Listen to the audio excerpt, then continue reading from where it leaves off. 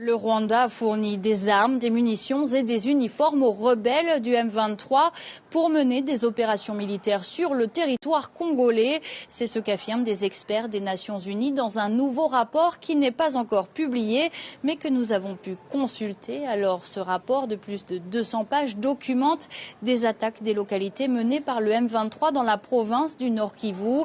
Et les experts onusiens disent avoir collecté des preuves substantielles démontrant l'intervention directe des forces rwandaises en RDC.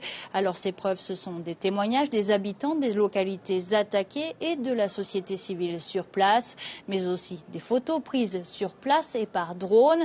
Alors sur ces photos, on peut voir des munitions utilisées par l'armée rwandaise et récupérées par les forces armées congolaises, mais aussi des hommes portant des uniformes et du matériel connu pour être utilisé par les forces rwandaises.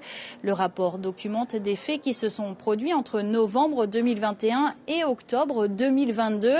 Alors c'est un rapport très attendu ici à Kinshasa car les autorités dénonçaient depuis plusieurs mois le soutien rwandais aux rebelles du M23. Des accusations qui jusque-là avaient du mal à être entendues. Des sources politiques en coulisses dénonçaient l'inaction de la communauté internationale. Désormais, le Rwanda est aussi accusé par les États-Unis et plusieurs pays européens de soutenir les rebelles du M23. Malgré tout, Kigali continue de nier et accuse à son tour Kinshasa d'instrumentaliser un conflit à des fins politiques.